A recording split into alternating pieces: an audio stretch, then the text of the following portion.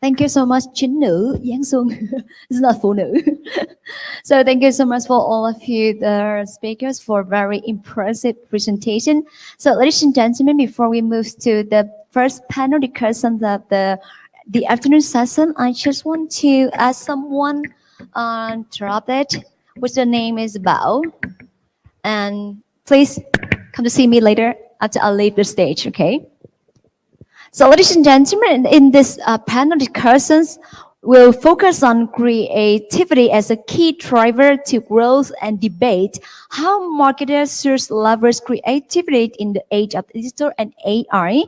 And please welcome on stage the panelists, Mrs. Wing Pham, CEO, Provence Consumer Products Corporation, Mrs.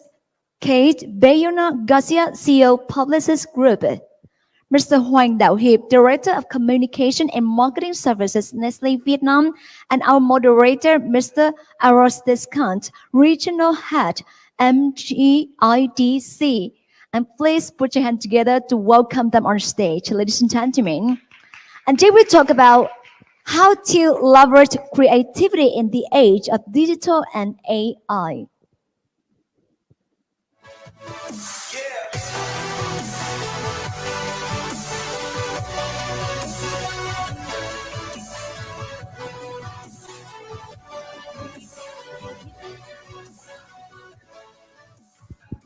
Hello, everyone. Hello, guests. Hello, panelists. So I guess regarding that phone, either Bao or someone who asked the most interesting question gonna receive that phone. I think it's a wallet, right? I thought it's a phone. It's a phone. Yeah. So maybe you have a chance to ask an important question and receive that phone. And don't forget to introduce yourself as a Bao. First of all, let me introduce our panelists. Wait a sec. We have today Mr. Hoàng Đạo Hiệp, Director of Communication and Marketing Services, Nestle Vietnam. Hello, everyone, again. He was delivering today a very intriguing and very meaningful speech. I was listening every and each word, and I found really touching when you was applying to the logic hemisphere and the emotion hemisphere, that the reason drive decision, but emotion drive actions. I think this is very important. And referring to the very first, I believe, very first speech delivered by Mr. Holmes, who was sharing as well who was referring to the book. The book was Daniel Kahneman.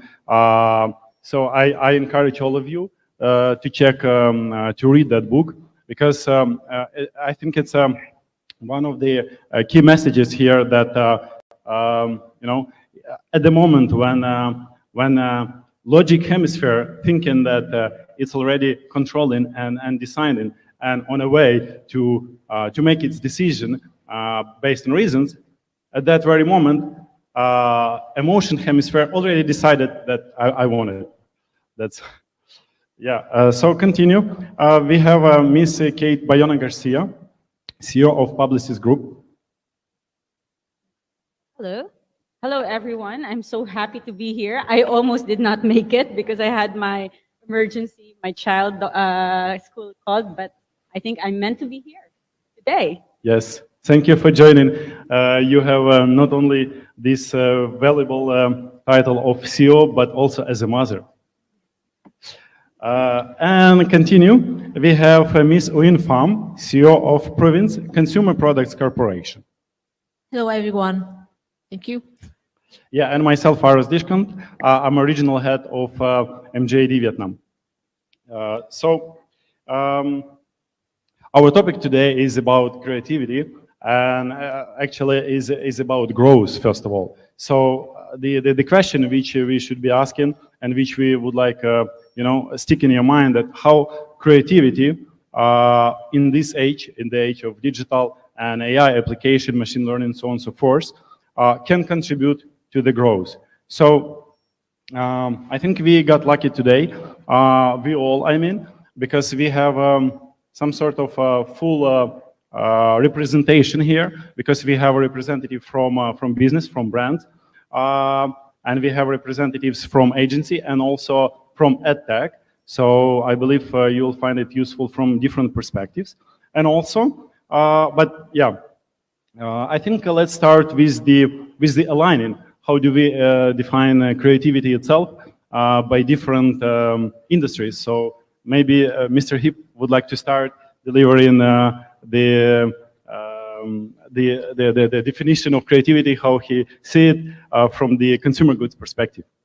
I think to define the definition of creativity, Kate should define that much better than me. She's making a lot of money out of creativity. Everyone is a creative, Mr. Heath.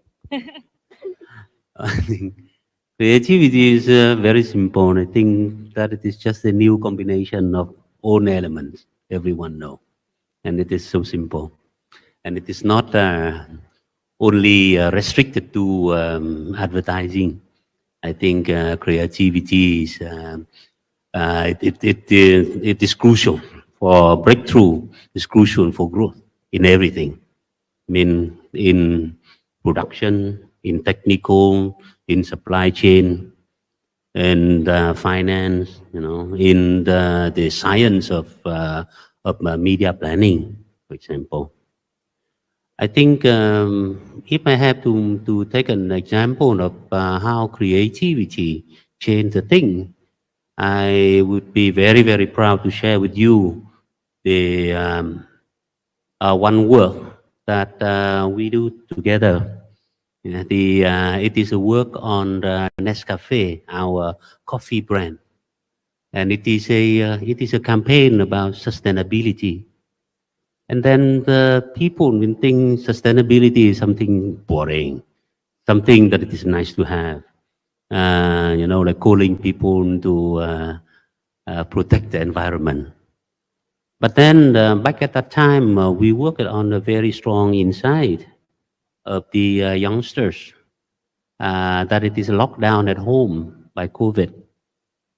Yeah, and when they are at home by COVID, they have quite a lot of you know, like free time, and they are quite they will be quite receptive of the idea of, you know, like drinking a very good coffee from Nescafe.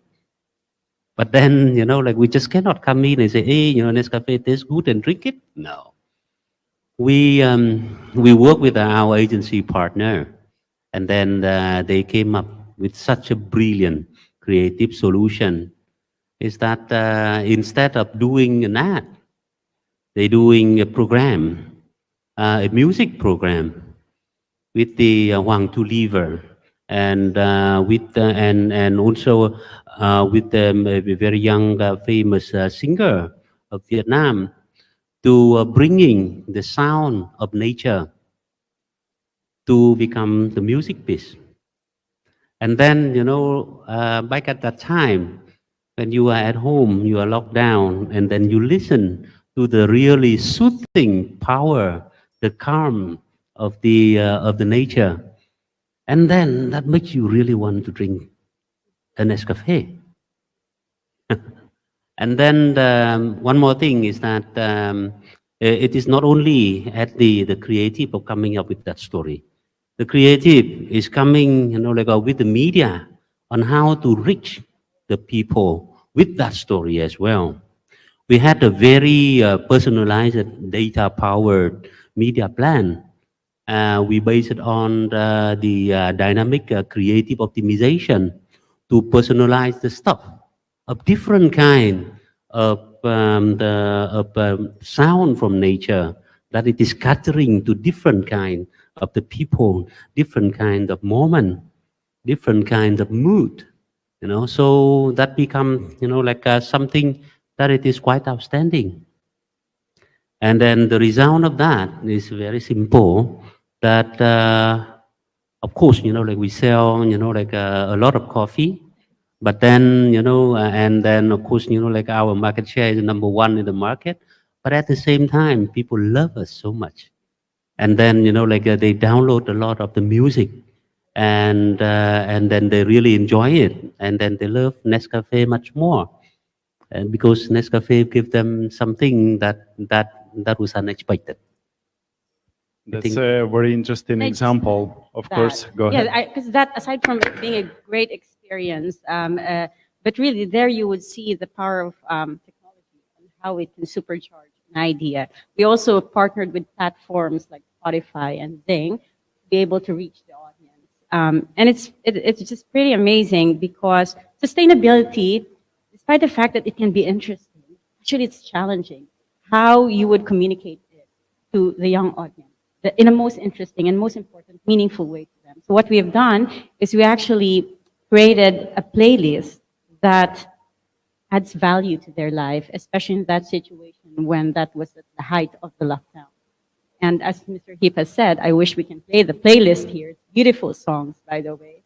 So it's really soothing. So we are able to deliver the message of sustainability, tapping into mindfulness, delivering real value to our consumers, adding value to the brand, and all this we can do through technology and creativity. That's good that you come into technology. I would add a little bit more about technology, but first, Ms. Oyin, tell us the perspective from beauty industry.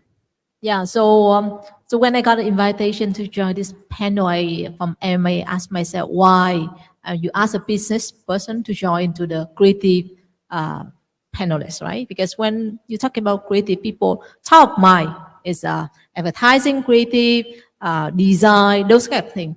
But when I step back, I think I would approach this forum and then give my perspective on creative from the application and practical side of creative.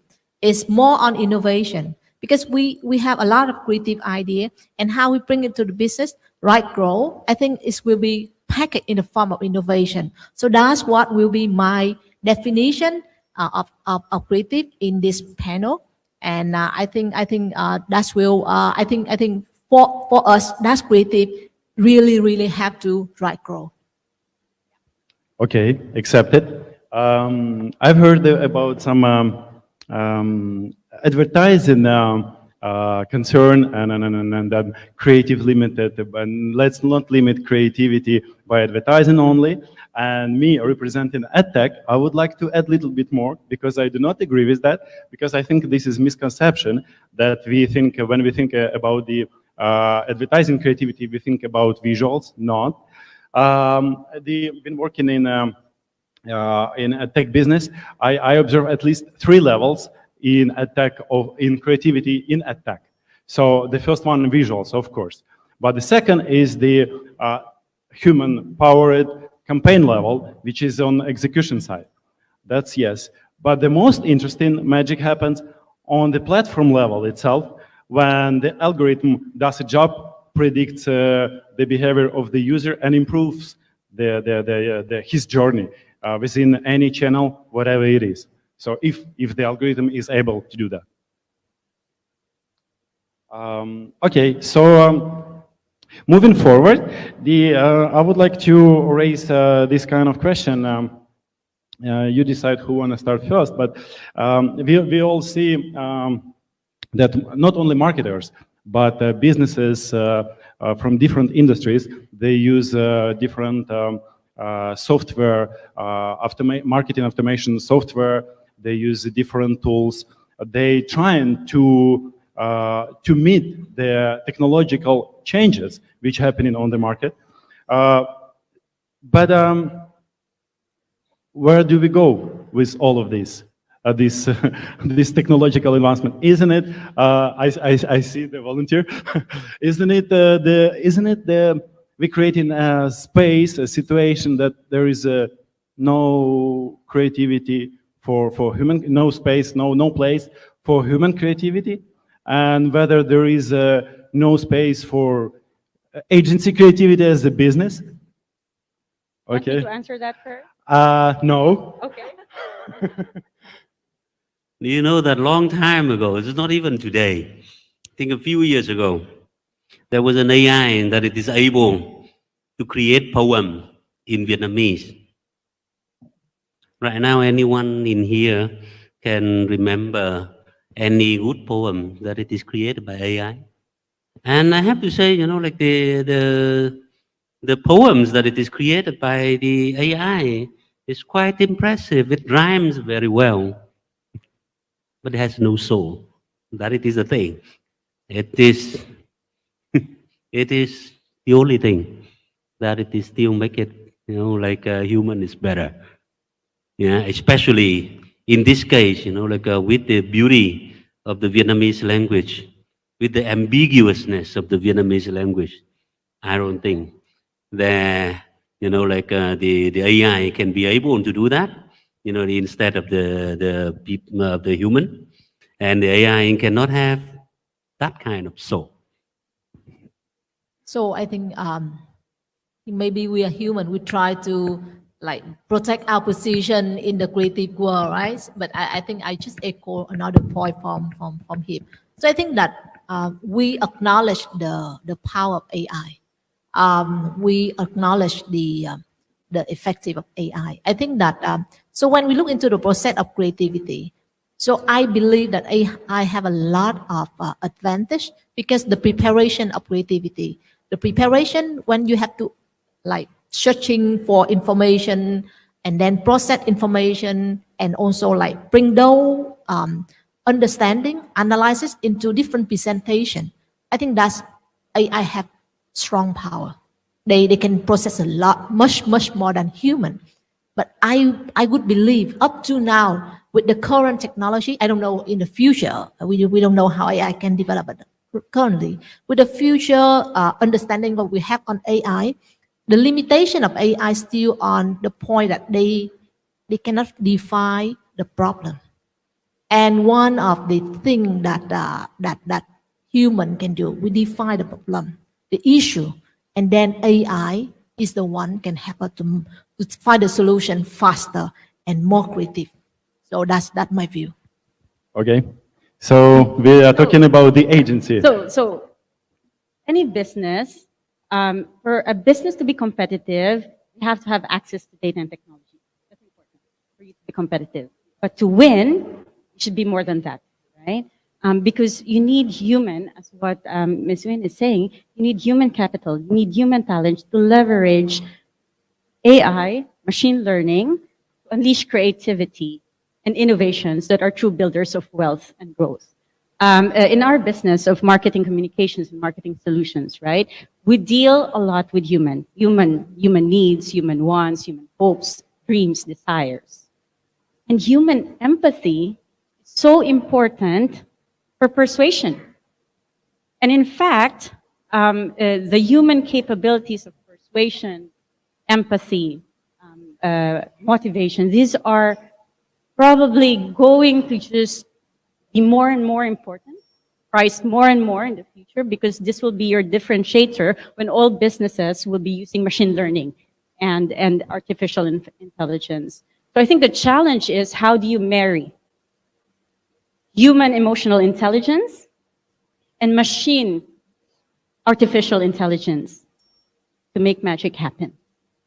So for us, right, in our business, how our understanding of human enables us to leverage technology and use technology to bring meaningful brand experiences to people that are truly valuable for them. And you need to understand human to be able to do that. So the answer to your question, I don't believe that human creativity can be replaced by machine learning in the future. They would complement each other. Okay, accepted. So, so you think that maybe not in this audience, but maybe younger marketers shouldn't be so worried about their jobs taken by algorithms and the machines? Okay. Moving forward to the your last point, you said that we should be, instead of fighting, we should be embracing the machines and basically marry them with sounds so bad.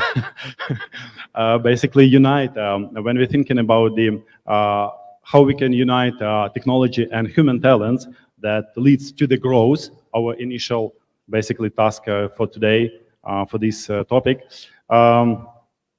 Let's talk examples. What you guys done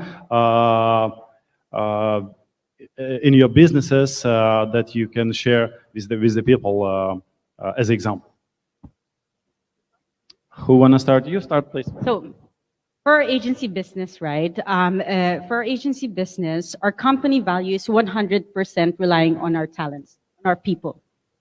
So we believe that if our people grow, our clients would grow, and so is our company. So in fact, in Publicis Group, we have developed our own AI platform for our talents, and it's called Marcel. Marcel is named after our founder, Marcel Bluestein Blanchet. So what it is, it's pretty fascinating. So what it does is, so let me start first why we created Marcel.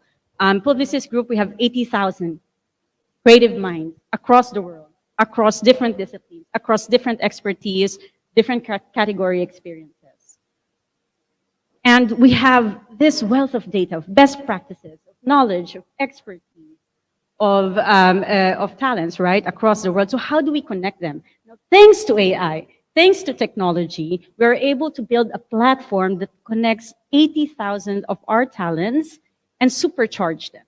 So what it offers is three things: knowledge. So we have free classes, master classes to upskill them, enable them to new skills. And because it's AI enabled, it curates programs that are made for their interests, for their behaviors, for their career intentions. And then connectivity. The AI platform enables them to connect with our experts across the world. So if they have, for example, a brief on a certain category that they haven't worked on before, they can reach out to experts anywhere in the world to help them and provide case studies for them. And also just, connect with people across the world with similar interests. So it really breaks down barriers of geography, barriers of capability. And the third thing is about opportunity. It also helps unlock opportunities for them. So how does it unlock opportunities for them? So if there's something that they're really, really interested on, for example, I saw the case on LGBTQ in Brazil. If they want to work on, if it's their passion to work on an advocacy for LGBTQ, and there's a brief in probably Brazil, it's open for them to work on it, to fuel their passion and get exposed to different cultures. So it's pretty fascinating. And what it helps is that it also supercharges works for our clients, because then we have more resources for our clients. We have more resources for the brief that we are cracking. So through AI, it's really taking our talents and our works for our clients to the next level. Only one question after such a the description of Marcel I have: how to get subscription to that platform? You apply to Publicis Group. Okay, Mr. Hip, do you share on the backstage about the score, the quality score of Creative X, right? That will be the answer to the question on the top. Okay. Yeah? That how do you tell good creative work from bad ones? Sure that we can tell from our heart, but that's a joke. Yeah, we have a very, very scientific way to tell, like the creative that works and the creative that it is not work. At Nestle, we have one system that we call Creative X. Creative X. And then that Creative X is quite a modern, state-of-the-art tool that it is built to optimize the quality of the digital content. And then it has the score of the thing. And then every piece of work that our partners at the agency coming to us and then present to us, we buy it and everything is very good. And then we put that to this Creative X thing. And then it can tell, like right away the score. What worked, what did not work, what need to be improved, and that it is all based on, like the basis of AI.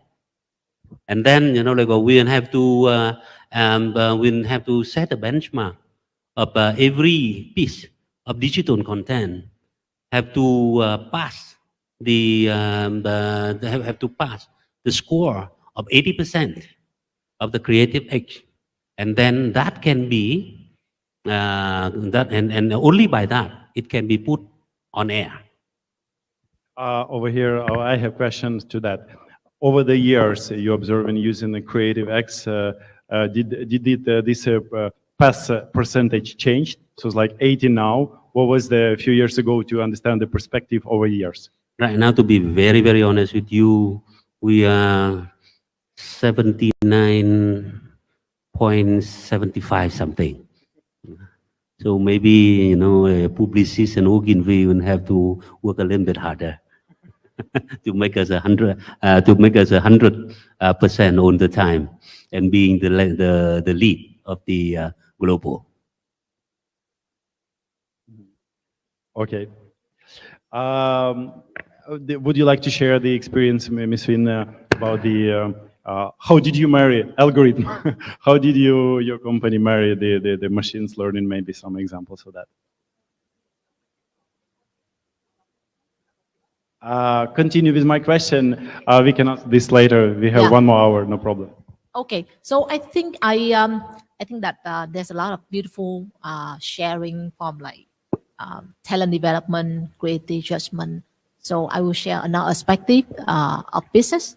So like during the COVID time, right? So when we have our no, let me step it back. One of the sharing from Facebook is that consumer now they're less loyal to brand. They switch the brand all the time. And one of the reasons because the availability is a key driver. So if you're not there, they will switch. There's so many offers. So for us as a business, we always have a question like, how can we have our product available in the market as a optimal level? It's always come with a cost because you need to have human, you need to have food on the street to deliver your product, distribute your product. So as a small organization like my company, so we table the issue that can we increase our distribution in a creative way that doesn't involve a lot of cost, lots of human cost. So that's my look into creative that can help business grow. So from that, we table the issue and we approach it differently. Not like, okay, let's put more people and expand distribution. So we said, no, can we have distribution without a lot of people? We approach it with different projects. So the company working on a project that how can we use technology, digital, to expand our distribution and in the selling expand. So that's another example we are working on by leverage creative, innovation, and technology. Thank you. I'd like to follow up with the initial idea I presented, answering the same question: how I see people marry the different companies, businesses marry creativity of human talents, and the basically machines. So from my experience, from the job what we've done in MJD, I see that yes, as I shared before, there is a visuals level, content level, as crucial. There is a campaigning level, and there is a platform level itself. So yes, for the content and for the execution, for the campaign level, we have our young, talented team, account managers. They're responsible for that.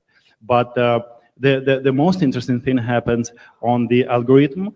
In most of the cases these days, we apply contextual intelligence. We develop that. That works this way that since we work in the news environment, most of the time with the text articles, so we were able to crawl, to scrap the concept of the document, because before, like 20 years ago, the contextual worked in more like keywords level, but now these algorithms able to understand the concept of the document, and doesn't matter actually it is the text or it is the picture or voice or video. So with this in mind, I see that when we scrap the concept, we're able to understand a tone, a sentiment. Sometimes I observe, for example, for politician campaign, not in Vietnam, but for campaign in Philippines, there was election basically last month. Kate know about that, and that's very important itself to get You can take the campaign for example. Yes, Ukraine, by the way, and but yeah, Ukrainian market not an example right now because it's become a zero basically. That's what we have. Okay, so moving forward, let's take a look at questions we have. I have it with me. So the first question, at least what I see, what is the role of creativity to help brand growth in the age of digital and AI? I would answer that question. Very important role because we are basically describing this all the time. I would take with another one, the metaverse. So the question is, people is talking about metaverse, NFT, blockchain, and believe those are new growth prospects for companies. So as a CMO or CEO here, what do you think about those creativity? So we can focus more on metaverse because people react on that, talk about that. There is noise in the media about that. So what do you think? Is there a metaverse creates opportunity for creativity for your businesses, for example? Absolutely. There are 3 billion gamers across the world, right? So that's massive. So yeah, I think there are a lot of interesting cases like what Samsung did in Fortnite about that skin avatar skin. But there's so much that you can do. There's also that Wendy's takeover, right? So I think there's so much you can do. It's a matter of defining the audience that you want to target in metaverse and create that disruptive experiences for them within the metaverse. And it can be inside the metaverse or externally outside the metaverse when the gamers are, inside the metaverse. Definitely there are exciting creativity and also in NFT that we can do. Like, brands right now, they're creating very interesting NFT online that are appreciating in value. Okay, thank you, Ms. Kate. Hip, do you think when should we expect Nestle in the metaverse? Would you tell us? It should be something very human, I think so. And then even in that new environment, I think like I have already shared with you in the morning, there are still a few things that never change. That it is basically the foundation of the brand. The power of inside never change, and the power of the big ideas never change as well.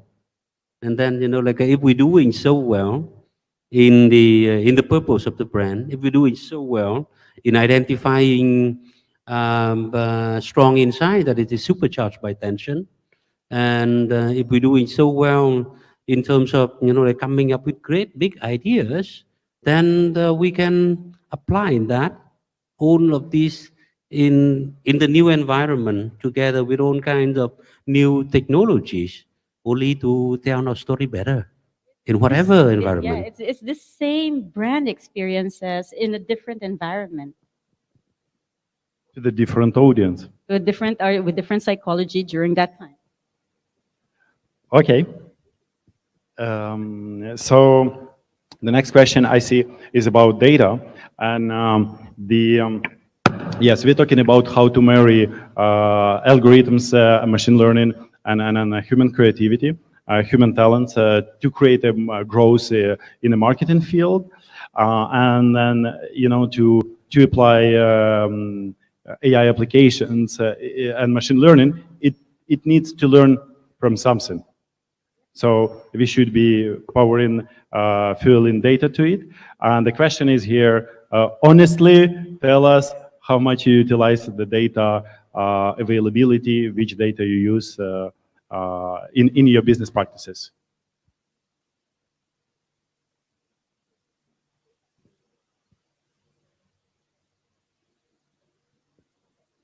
He wants me to answer, but actually, Mr. Hip is an expert when it comes to data, but he wants me to answer. So we are at the stage where we are acquiring data. If you ask me if we are activating it enough, I must say we are not at the stage where we are activating it enough.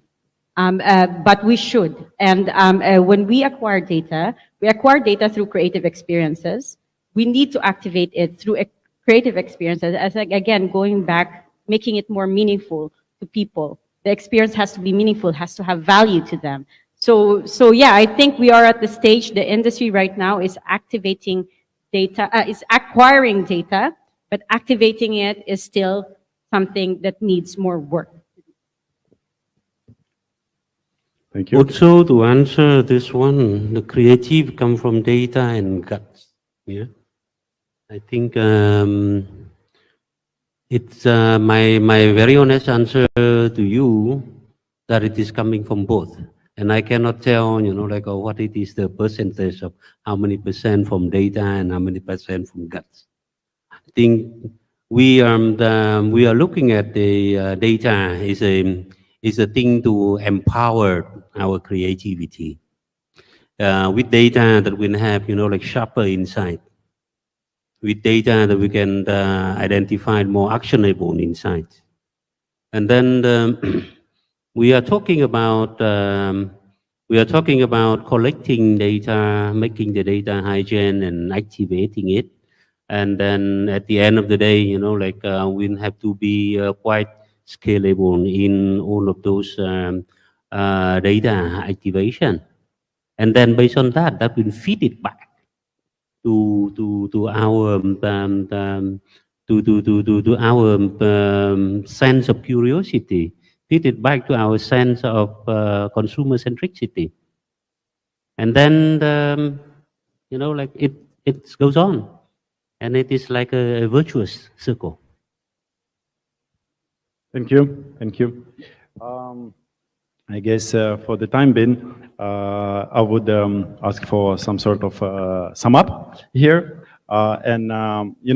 As for me, just today was listening your delivery, and I get the one idea stuck in my head that the reasons drive decisions, but not sales actually, or not action.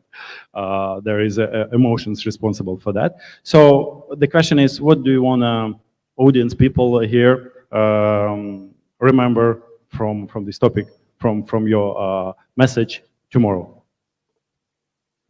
Ms. Suyin, you might start. Yeah, so I think my key work or my key message is about co-creation. So think about creative, like the joint work between human and AI will be the future of us. Yeah. Yeah, I Can't think agree more. along with that, everyone, let's not fight the robots. Let's be friends with the robots.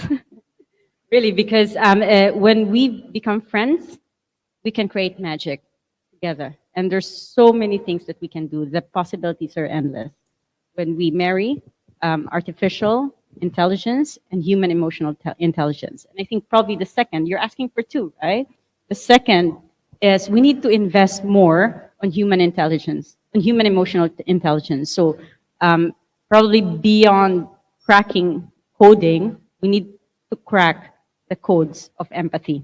And it's just going to be more and more important in the future. It's going to be our differentiator when everything is going to be powered by AI. Thank you. I think that it is more than just friendship. It has to be love. I Yes. think, the power of creativity is like the power of love. And then that it is the thing that you can easily feel the most. Okay, then. I don't see any other questions new. So thanks for listening. Thank you, dear panelists, for sharing your meaningful opinions today. Thank you, Aros. Welcome. Thank you. Thank you so much, all of you, the panelists and the moderator. Thank you.